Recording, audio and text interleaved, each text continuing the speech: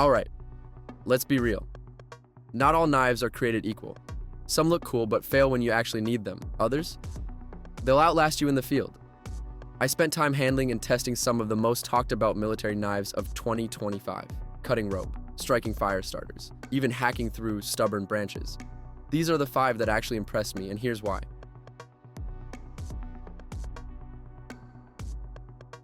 The Buck Alpha Scout Pro is one of those knives you underestimate until you put it to work. At under 3 inches, it's not a giant combat blade, but the S35 VN steel is premium stuff. It holds an edge like a champ and resists corrosion, which means you're not babying it after every use. I used it to carve tinder for a fire, slice through thick cardboard, and even some camp food. It breezed through all of it. The Richlight handle surprised me. Comfortable grip, didn't slip even when my hands were sweaty. And that leather sheath, old school, classy, and rides nicely on the belt. This is the knife you take when you want something compact, premium, and reliable for field work or hunting trips. The SOG Seal FX Tonto feels like a knife built for someone who expects abuse. With its S35 VN steel Tonto blade, this thing is made to pierce, slash, and keep on going. I tested it in wet conditions, cutting rope and hammering it into wood. The blade didn't chip, and the glass-reinforced nylon handle stayed grippy, even when soaked. It feels rock solid in hand, like you could drop it off a cliff and still use it. The Kydex sheath deserves a mention too. Multiple mounting options, snug retention, and quick draw. This one is definitely overbuilt in the best way. If you want a knife that screams military workhorse and can handle extreme environments, this is the one. Sometimes you need a knife that's not your main tool, but a backup you know is there when things get dicey. The Combat Commander Mini Boot Knife fits that bill perfectly. At only 5 inches overall, it's easy to conceal. Slide it in your boot, tactical vest, or even inside the waistband. The double-edged blade is all about quick defense, and the injection-molded sheath keeps it locked tight, but ready to deploy. Is it a Zavada wood batoning survival blade? Nope. But in a self-defense scenario, or when you just want an ultra-compact blade at hand, it's perfect. During testing, it felt balanced and nimble, something you forget you're carrying until you need it.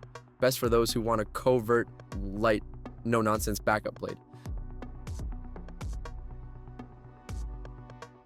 Some knives are modern marvels, but then you get one like the KABAREK 45 Commando Bowie, and it reminds you why Bowie-style blades never went out of style. This knife is big, bold, and built for fighting. The long blade isn't just for intimidation, it chops like a hatchet and stabs like a spear. When I took it outdoors, it was excellent for heavy tasks like cutting through stubborn branches. It's not subtle, but it wasn't designed to be. It's also a piece of history. K.O. Bar and John Eck have deep military roots, so you're getting heritage as well as performance. Best for anyone who wants a combat-proven design that doubles as a heavy-duty survival blade. The ESEE Izula-II is probably the smallest knife here, but don't let that fool you. This thing is tough as nails. Made with 1095 carbon steel, it's built to take abuse. I used it to baton wood, strip bark, and slice cord, and it never flinched. It sharpens up easily in the field, and the micarta handle felt secure and comfortable even for prolonged use. The molded sheath with clip plate makes it super versatile. Clip it to your belt, bag, or chest rig, and it disappears until you need it. The Izula is a legend for a reason. Small enough for EDC, strong enough for survival tasks. It's the knife that'll just keep working no matter what. Perfect for survivalists, backpackers, or anyone who wants a small knife that behaves like a big one.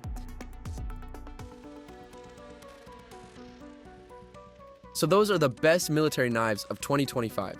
Each one has a different personality, from the compact Buck Alpha Scout to the beastly KA Bar Bowie. And as always, hit like, subscribe, and tap the bell. We've got more real-world gear reviews coming your way.